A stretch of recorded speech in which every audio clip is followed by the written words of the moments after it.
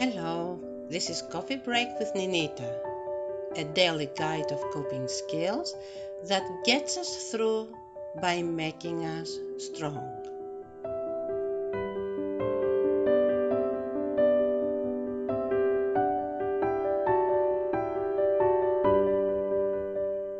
When we try hard to find a way to communicate with our loved ones, a topic where there is a lot of conflict that produces a lot of frustration, try to use this.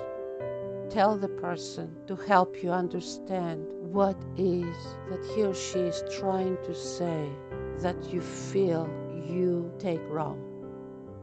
Have the other person develop. And I'll give you an example. Let's say someone has offered a beautiful car to his wife. And what his wife does when she sees the car, she becomes very indifferent.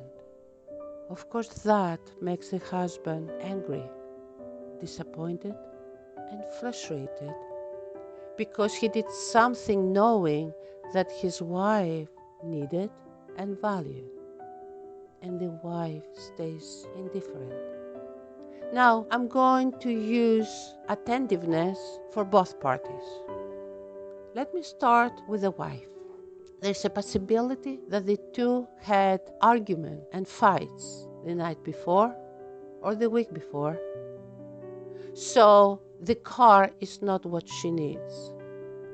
But peace, emotional peace with her husband is what will make her happy. And yet all she sees is the car as an indication of making her have peace with the storm that she experienced the night before or the week before. Let's take the husband. The storm and the conflict that he keeps bringing forward is coming from his frustration because he wants to please her. And her reaction indicates that he missed it again.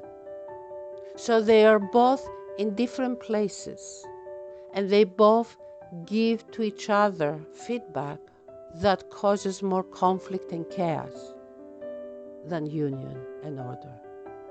Let's start with the wife.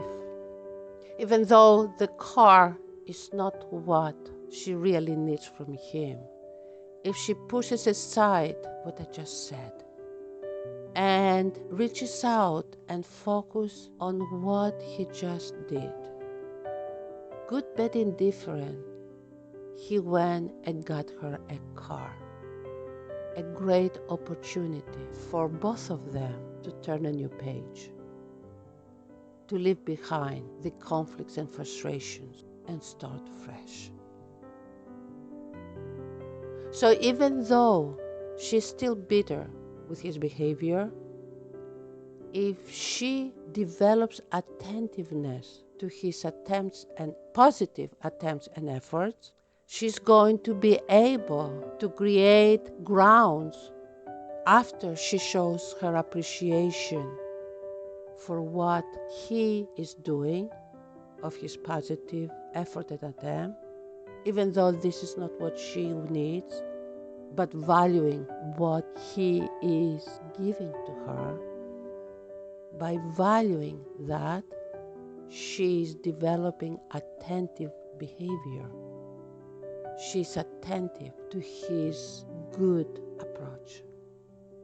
At the same time, if he is giving the wife a car to make her happy because he has either upset her before, or he is trying to make amends, or indeed she needs that, and he sees her indifferent, his ways of attentiveness, of developing attentiveness, can be for him to approach her and say, I know you're sad.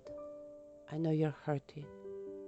I know that my frustration, my temper, my actions become wounds. And I just want you to know that I'm hurting to see you hurting. And probably you have seen so much frustration in me I'm not frustrated with you. I'm frustrated because I cannot be the husband I want to be for you. What he did is he honored the sad emotion he sees in his wife.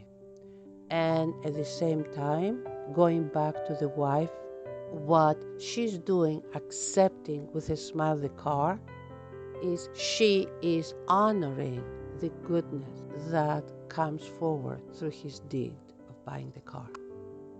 We've paid too much attention, unfortunately, in trying not to be happy when we're disappointed and angry and upset with someone, because we want them to know the bad that they have done.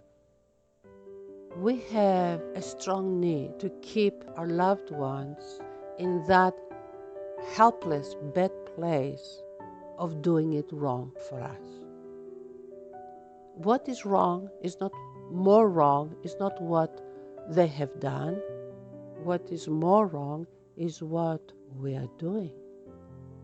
Trying to lock a person in the behavior that he expresses or she expresses when they are half.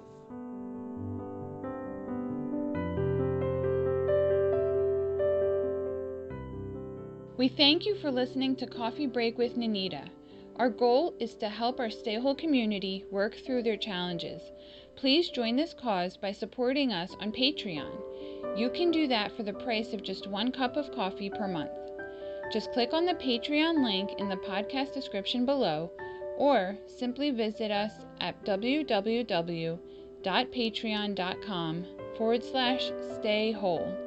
We appreciate you and hope we can help you stay whole.